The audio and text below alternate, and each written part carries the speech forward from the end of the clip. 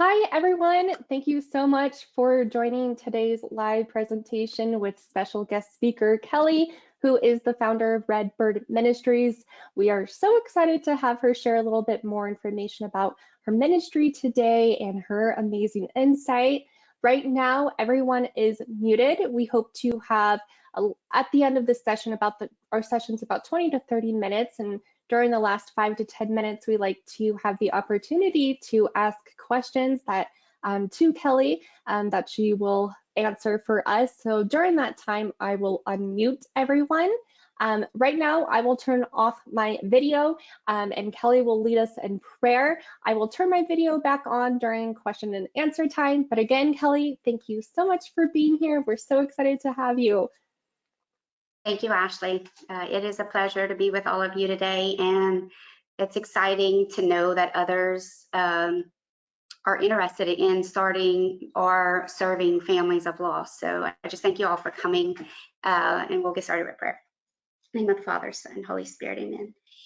Jesus, we just thank you for this time to come together as leaders in the church to be able to walk and accompany families in all of their stages of life. And we just ask you, Heavenly Father, to just cover us during this time, to protect our technology, and to give us the grace that we need in the work and the ministry that we all do. And we just thank you for this gift of today. And we ask this through your most holy name. Amen. So a little bit about me. I'm going to share my screen, and I'll probably will shrink, I'm sure. But if you have any questions, I think Ashley has maybe the chat open. You can place them there. And I also too wanted to share, I don't think I told Ashley this, but I can make the PowerPoint presentation available to all of you, so you don't need to take a bunch of notes. And she's also recording this, so that's a gift too. All right, so let's go ahead and get started. I'm gonna pull up my presentation. Can everyone see my slide? Ashley, you might have to respond. Yep, looks good, Kelly. Okay, I'm going to try to go as quickly as possible. There's a lot of information to, I guess, share with you just because our ministry is so comprehensive and we're trying to reach all of our families who experience loss from in the womb to natural death later in their life. Redbird Ministries was started in 2018 in our diocese by my husband and I, Ryan and Kelly Breaux. So we are the founders. It was started because we did not have support. So the church was able to provide the Christian rite of burial for our son and our daughter. They died almost 4 years apart. They were twins. Born early from placental abruption. It was our first pregnancy.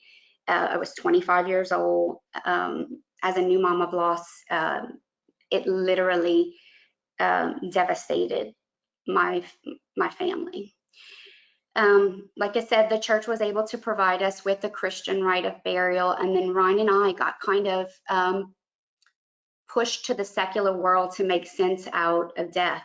I did not have foundation to be able to carry this heavy of cross, nor did we have good marriage prep back then. So I know all of you are in this part of your part of ministry in the church, and no one ever told me that babies died. And so when it happened to me, like I was saying, it was devastating.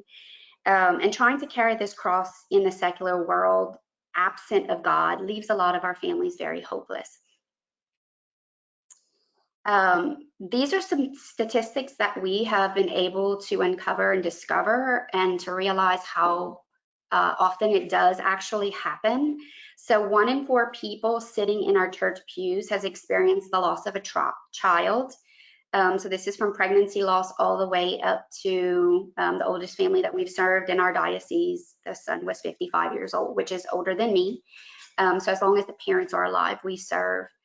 And there's also 1 in 4 pregnancies that end in miscarriage. And we know a lot of our Catholics are open to life. So this happens more often in Christian households than it does in, I guess, agnostic and, other households.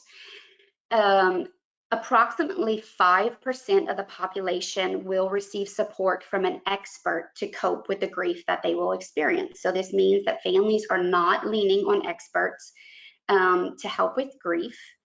Typically, they are going either to their family or their friends for help, which is basically lay support. Among the 5% of people who seek counseling, 67% are interested in discussing their faith, but less than 5% of counselors are capable of doing so. So the church really does have a responsibility to help families to make sense out of suffering. When we talk about disenfranchised grief, so disenfranchised grief is traditionally the only grief that has a code when we're talking about does our insurance pay for this? So for the code for disenfranchised grief, whatever it is, that would be if your grief lasts longer than 6 months. It's also when our grief does not fit in with the larger society's attitude about dealing with death and loss. So child loss always falls into this category. Also, too, what surprised me is that disenfranchised grief accounts for only 4% of grief, but in perinatal loss, it jumps to 60%. And I believe, and so does a lot of other people, that it's because our culture does not value life and honors its dignity. So many families do not consider their loss as a loss, further complicating their healing process. We serve many families who have not named their babies, who've not buried their babies, who've not even considered worthy to come to support in our ministry. And it's heartbreaking because I really do believe that if we advocate for life, we have to advocate on both sides of the aisle. So helping our families to see a baby loss that's wanted or unwanted as a baby, it really requires us to actually bring value to those miscarriages as well. Perinatal loss refers to a miscarriage and ectopic pregnancy, having a stillborn child, or a neonatal death, so typically up to about 1 year. A lot of our young married couples who are open to life, like I said, never expect that their child will die. And the fear of being pregnant again after losing a child leads a lot of our young couples to contracept, and some we have even walked through that have sterilized. Also, too, a statistic that was surprising to me is that 70% of marriages that experience the loss of a child will end in divorce 5 to 10 years post-loss. So our solution and what we believe in is to create programs that equip families of loss to be able to walk through like a systematic approach. And leaders need materials to be able to accompany these families. So when we talk about Redbird, so Redbird is ordinary families who have been given an extraordinary cross. So it's peers ministering to peers. We systematically guide these individuals and couples through the complexity and trauma. So what makes Redbird really unique and different than most secular organizations is that, yes, we serve the human side of things. The emotions, the physical things that happen to bodies of mamas who miscarry, also the psychological components too that happens. But we're positioned very uniquely in that we have the ability to raise the saint. So once they're on their journey and they're coming to a place where they are seeing acceptance, we are walking with these families to help them to then serve other families. And that through that process, through that journey, there's human and also spiritual formation that happens, and then they can return and serve. So Redbird Ministry, we partner with dioceses and parishes to provide Catholic programs, training, pathways to implementation, and ongoing formation. This allows the church to mentor and serve families of loss. And we use a very holistic approach, so meeting all the needs of the person. So we offer very comprehensive and multifaceted Catholic grief support programs. So from the person who is adamant to not to go to anything grief support, whether it's one-on-one or group, we have those virtual components all the way up to that one-on-one, that special touch, and also group accompaniment. And it really is a model of evangelization, catechesis, and accompaniment that does not exist in the church today, not in the area of grief. We're a very new ministry. Some of you might not have heard about us or don't really understand what we do. We were only formed in 2018, but you can see through these milestones that we've advanced pretty fast. I laugh and joke it's because we really don't have any competition, but it really true. It speaks to the need in the church that people do desire to grieve with God. They really want to, but they haven't had places and spaces to be able to do this. I can remember talking with my therapist and asking those questions like, why did this happen to me? Like, am I a bad person? Is this a punishment? Although I was not able to articulate or make sense that this was all faith related, now looking back, I realize like that missing, it's a missing touch point of evangelization, because these people are, their hearts are right and they're asking big questions. I never ever before thought about heaven the way I did after our son died.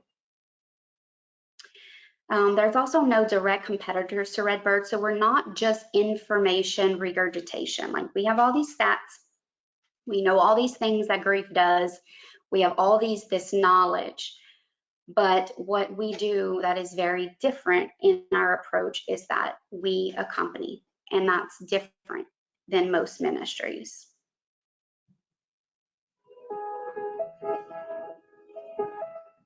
After we lost Teresa, I wanted to express my grief in unhealthy ways, believing lies that no one understood. I just longed for support, and there just wasn't anything. The Grace from Redbird has been a safe space for my grief. I didn't know there was a grief support ministry for Catholics. And through Redbird, you see that there are people who care, people who want to be with you in your hurt, desiring to meet you where you are. And that has been the Grace of Redbird. I'm going to skip over the next video, but in those slides, Ashley, I will make that video available because I just don't want to go over my time. Perfect, thank you. Okay, so 5 steps, like you can really, if you like in your diocese, in your parish, if you just want to think through some of these things and jot them down maybe. When we first started Redbird in our diocese, I had to evaluate what was happening, like what were we offering? And there was really only one thing our diocese was offering, and it was 1-day retreat, and it was for all types of loss. But there was nothing after these families had an encounter with Christ to then place them into continual support. So year after year, this is what was happening. And I've worked some of those retreats. And since then, now we can place the families of child loss into support, but there's still a lack in these other areas that hopefully in the future we'll be able to fulfill. But is there any sufficient training for leaders in your diocese? And there's a big difference. So I try to give our parishes these 2 options. Does your diocese or parish have a clear understanding of funeral support and bereavement support? Because many of the parishes, what they do and what they are telling me that they do is provide the support that first week. That's different than bereavement support. Bereavement support is when everyone else goes back to life. They go back to their job, the funeral's done, the shopping, the cleaning the house, all of that is finished. And when that family is left alone, is there support to help these families make sense and pick up the pieces of their life? oftentimes we just do the funeral support in our parishes, and it really leaves our families, again, to find help in the secular world. And then also, you should have a comprehensive list of Catholic counselors, spiritual books, guides, and resources. I want to point out that Catholic counselors, the two hardest things that we struggle with in counseling with our families is the being open to life, so contraception and sterilization, and the protection of the sacrament of their marriage. So if they're seeking therapy from a non-Catholic counselor, there's a lot of influence that can be pushed to our families. And a lot of them are making decisions in desolation, which we know is one of the Ignatian spirituality rules. Like, we're not supposed to make major decisions in desolation, but these families are in grief. Their thinking is broken. So we have to help them through that. Also, to having a clear roadmap for accompanying couples. So if you're not the person to be able to help them, do you know of who can? So having like the next handoff of who you would be able to send your families to if a loss happens. And my husband and I we do marriage prep in our parish, and our first couple that came to us had their first pregnancy was miscarriage. So having the ability to walk through those couples like very early after they're married is very important. And also, too, do you have an advocate in your diocese? Is there someone who you can call that might be able to help? Also, to connecting families with compassionate support. One of our first kickoff things we like to do is a memorial mass, which we call our Mass of Remembrance. So we do that once a year, and it provides support for these families to come and say their children's name at Mass. Sometimes that's the only place that they will hear their child's name be spoken. So it's really important to do these once a year in your diocese. And also, too, for virtual support, we have our Redbird branded app. So we do have an app that's available on Android and Apple. You can download it. It's free, and there's a bunch of resources inside. Also, a community of support for mothers and fathers of loss. And then we do have resources. One of our resources is our consecration to the Holy Family, and it is a couple's resource after loss that they can do in the privacy of their home. And then, of course, step 5, if you're wanting to bring Redbird to your community, we do have training and onboarding that equips and accompanies leaders to be able to start grief ministry in your parish or diocese. So currently we have 12 national dioceses that we have fully implemented since 2021, 1 international diocese, and then an additional 10 parishes that are operating as the host parish for the diocese, and 2 international parish blocks. And this is our map of our outreach since 2021, kind of where we do have active support on the ground, at least one place in the state. And then we have a few international dioceses or parishes who are seeking support. And then also, too, just some accreditation for Redbird. So we are listed in the official Catholic directory, and we are an approved ministry by the USCCB. We also have full support from our diocese. We also are a great, we're in the framework of the Call to the Joy of Love, which is the National Pastoral Framework for Marriage and Family Life. It was approved at the USCCB, so we fall into the framework pillar 3.3.3.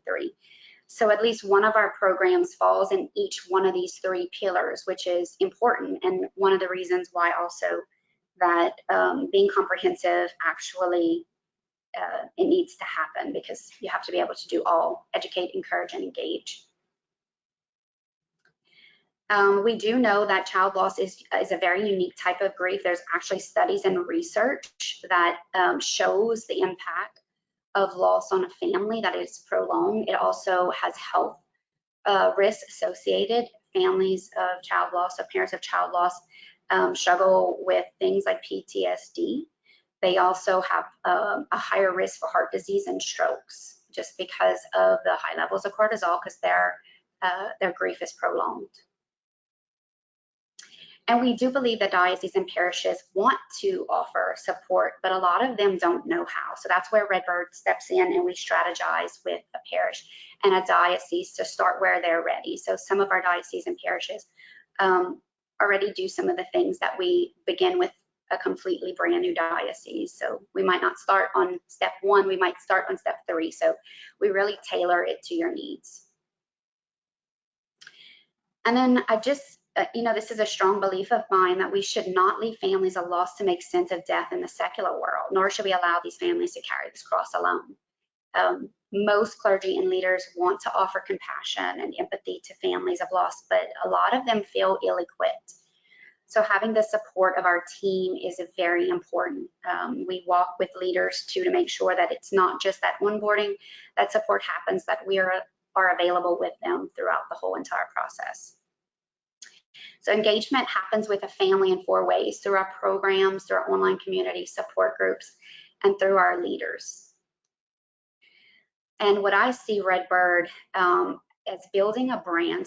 I really want, when someone loses a child in the church, as the first place that they think to go is through Redbird, because it's a safe place, who is pro-life, pro-family, adheres to all the teachings of the church, that these families are going to get the same type of support that our faith believes in. So our teachings and our thinking on the communion of the saints is exactly what they give. So it is in line with what our church teaches. So it makes sense to them. Our goal is to promote awareness that generates interest while establishing a need, and a call to action, which concludes advocacy. So we use a lot of technology to draw our families out of isolation and desolation. Many of them are on social media that find our support. We draw them into the community, we build trust, and then we want them ultimately to walk their way back into the church. So for many of them, they're not going to church. It's a way back to connect. Since our launch in 2020, that we rebranded our website, we've had over 107,000 visits, 77,000 which are unique IP addresses, and received over 221,000 page views. And we have 3 pathways. So we've developed these 3 ways that we can encounter a family: through the institution, directly from the family, or through our digital pathway. So if you look at this is kind of what our model looks like. So families can come through their parish or diocese, or they can come straight through our virtual component. Our existing programs, we have a 10-week grief group study, a 1-day couples workshop. Those are both ran by leaders in a parish or a diocese, or they can invite Redbird to come and to host that. We also have our branded app, and then we have other resources that are available for like small group model. So our autobiography, Hiding in the Upper Room, we have that consecration to the Holy Family, and we have a Lenten resource. And then as of Friday, which we're super excited about, Ave Maria Press is publishing our book, The Grief of Dads. We've been working on this project for about 3 years now. Bishop Kimmy of Wichita, he had something beautiful to say. He said, "I wish I had such a resource in all the years of my own pastoral ministry to help men navigate such grief." So it's a great resource for even those who aren't dads of loss to understand what our dads experience. So either as a wife or as a friend or even as a pastor. My book is written from a female perspective, so now we have both male and female resources. And then we have other impact programs. So our Good Shepherd is a educational and information for resource for our our clergy, and also we're going to open a component for staff to train them on how to receive families of loss. We also launched our It's for Nothing podcast in July, and then we're working probably not until next year. It's called The Grief Journey. It's going to be from new grief to a little bit further on their journey to give them something to walk with. And so while the church does understand suffering and grief, many of our clergy don't, as I stated before.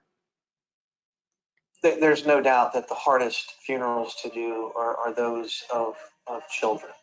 And when I say children, the age doesn't really matter. I've had a funeral for a young child, but also a funeral for a 72-year-old whose mother was still alive. The look in the mother's faces was the same at both funerals. Emptiness, loneliness that the human heart experiences. And from that, I think, has grown this desire for grief ministries, particularly Redbird Ministries. You know, that Redbird Ministries is just simply a program that's coming from the top down because it seems like it's a necessary thing, but rather it's a fruit of something beautiful that has happened, a fruit of suffering and of people who want to be Simon of Cyrene for those who need their cross to be carried. It would be very consoling to know that there was a ministry like this in the diocese, because I could know where to turn. I could know where to send people to. And I could know that there's real help, not just a brochure, not just a pamphlet, not just a video series, but real people that are willing to meet my parishioners in their loss and in their most difficult times, to encounter them and to show the love of Christ to them. Our spiritual director, Father Rusty Bruce, shared with us that he felt early on in his priesthood that there was something very unique about child loss, and nothing that he had experienced in seminary had prepared him for ministering to these families. We've also had Father Stephen Castile. He helps with our dad's retreat. He is a father of loss, and after feeling the call to go back into seminary, he had taken a sabbatical to get married. He used his wounds to, now he's ministering to these men. So it's a beautiful response to help. In Belize, Father Eduardo, he's so precious. He decided he didn't have anybody to launch the ministry, so he started. He facilitated a 6-week group in Lent. And he reported back that one mother came back to the church after 2 years, returned to confession. One father shared interest to help at the next study. And he had one father that even confessed that he had a plan to take his life. And Redbird changed everything for him. So our materials are just really, I think, just simply providing an encounter with our God, who then can perform miracles. And it's very, Redbird is new. It's, like I said before, it is, it's nothing that's been done before. So a lot of it's just, we're responding to the challenges and the obstacles to get to the families. And we've made a lot of impact just in the diocese that we have so far. So one of our leaders, Io, she's in Nigeria. She just started her first small group and she impacted 20 families.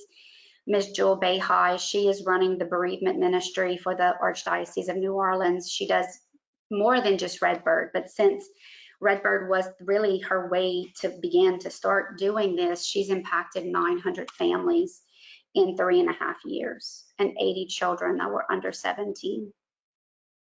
And Ms. Sharon Witzel in Wichita, she had not lost a child. She was serving in the diocese as a widow. And she had a couple of our parents of loss that came to these groups, and she just realized that there was something more she needed to provide to them. So she brought Redbird, and since then, her 2 workshops and 1 grief group, they've impacted 60 families. And then in our diocese, Pam Stanford, she is our director of leader formation. She's helped me to host 8 couples workshop, led 4 mothers retreats, 4 leaders day of reflections, and multiple grief groups. And we've impacted 500 families locally. And then Herb and Regina in St. Augustine, Florida, they've impacted 100+ families. Many of our families will share things like Redbird saved my life. One family in Australia shares that she found us through the Hallow app, so we have content on Hallow. A lot of our families who've come to us really, really early through the ministry have felt that for the first time they're starting to believe that they will feel joy again. And so this is kind of our model. We encounter the families, but we're trying to bring families back into the parish, into the place that Christ can heal, and we teach them how to live a sacramental life while carrying a heavy cross, which is hard. So there is some cost associated, so I won't go over this really in depth, but there is certifications that are annual, and our companion couples and mentors just a one-time fee, which covers that, just their little course. The annual fee is for us to strategize and help those leaders to continue to serve. We host monthly meetings. We do quarterly retreats for our leaders. So we're trying to minister to those who minister, because this work is so hard. And these are the steps. I won't go through all of them because I know we're running out of time. I will provide these slides for you.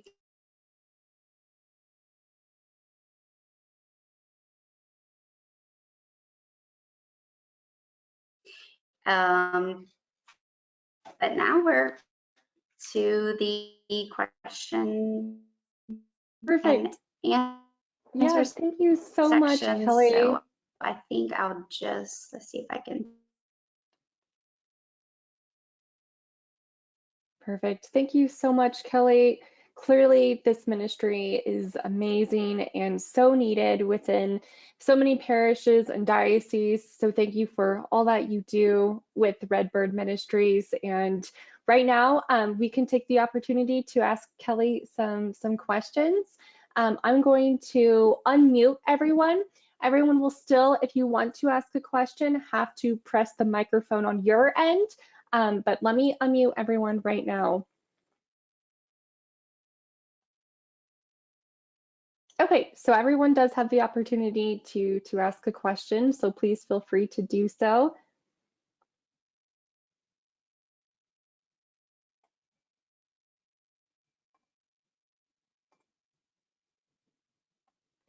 And then I will also pull a question as well. One question is, what are the best practices for preparing young couples for the possibility of miscarriage, since it's very common? What to do, largely unknown, is a question we received from the Diocese of Lafayette. Yes, so I guess through marriage prep, like not all marriage prep programs do talk about like the possibility of miscarriage. So I think if you guys don't have that, I'm not sure, or familiar with it, I think it's an opportunity to just bring it up. If that's part of your story, I know Ryan and I talk about it in our journey and with the things that were hard for us. So if it's happened personally to you, maybe that's just an opportunity to be vulnerable with these young couples and share. I think for me, what was so helpful was hearing that I wasn't the only one that this has happened to, and that I'm not the only one who felt this way, which is exactly what the enemy likes, to keep us in that isolation. Mm-hmm. So that whenever the thoughts happen. So I think if people know that they're not alone, it actually helps. Absolutely. Yeah. Another question we had was, how do you approach the family when we can see that they're clearly brokenhearted without making them feel uncomfortable? Yeah, that's a hard one. But I think the things that have helped me the most is when people could clearly see that there was something or around an anniversary or birthday and made an attempt to connect with me. So either like sending me flowers, or I had one family that brought me cupcakes for our daughter's birthday, or even just, I thought of you today, sending them a book, writing a little card, leaving it on their front door. Those are opportunities for people to see our hearts and to know that we care. I think too often that we feel we don't want to burden them, or we don't want to, you know, they might want to do this in private, and where there's a lot of times that we do, but we also need to know that people care. So those opportunities. Okay. Yeah, that makes sense. Perfect. Okay.